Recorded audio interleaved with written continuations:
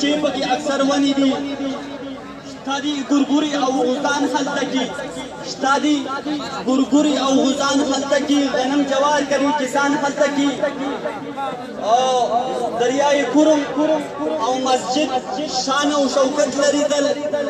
دریای کورم او مسجد شان او شوکت لري کمپیوټر سیز عجیب شان ته حکمت لري مونږ د مېلمه قدر کوو قدر یې ښه پېژنو مونږ د مېلمه قدر کوو قدر یې ښه پېژنو دا د عربو یو عادت مونږ له زړه پېژنو زمونږ نیکه به په اوښانو سواري کوله زمونږ نیکه به په اوښانو سواري کوله هم په پټو کې به یې ډېره خوري کوله د لرې لرې به یې کړل ګوره پیدل مزلونه د لرې لرې به یې کړل ګوره پیدل مزلونه د شپې به روان شو تر سهار به رسېدل مزلونه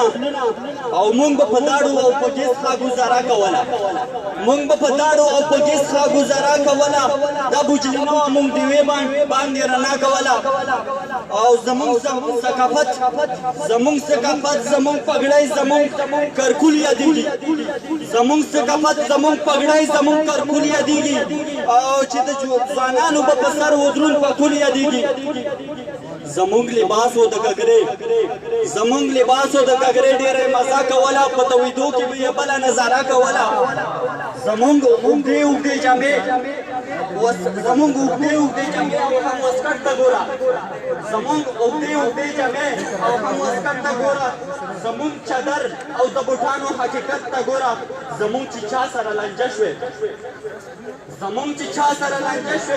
نو جرګه به کېده واړه مشران به شوراګان غونډ یا فیصله به کېده زمونږ ځوانانو په حجره کې سم محفل ګرمو ګوره په مینه محبت یې مکمل ګرمو بیا په اخر کې د چایو بندوبست کېدلو ډېره مزه به یې کوله کار به مست کېدلو د شپې به نیانې که ښایسته کیسې کولې د عجیبه شان وختونه وو مزې کولې نن مو سلط شو چې د غیر ثقافت په مونږه افسوس پکار دی چې اوس موږ د قدرت په مونږه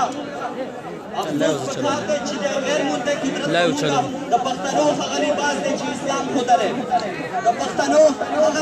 چې اسلام ښودلی زمونږ پښتو او زمونږ دین طرف کلام ښودلی راځئ چې یوه وده وکړو راځئ چې مونږه ثقافت د خپل نیکه ژوندی کړو د خپل نبي هر یو صورت چې مونږ ته زړه ژوندی کړو دا کامیابي به بیا زمونږه قدمو ته راځي دا هغه دنیا به بیا ډېر ځل زمونږه خپو ته راځي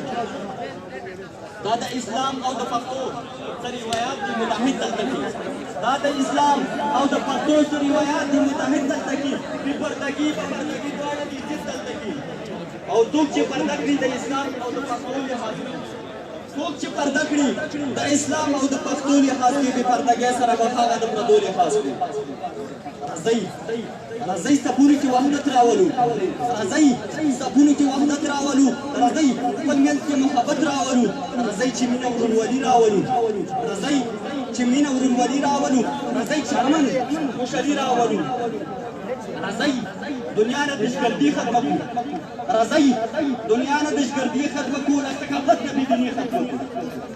دنیا نه دشګردي ختمه کړو له ثقافت نه بېدیني ختمه کړو دا پښتنو مسلمانانو ته پیغام لرم زه په زړه کې احترام لرم او تل دې آباد وي په دنیا پښتانه حذیفه څه وشو ډېره مننه د اورېدلو نړۍ مننه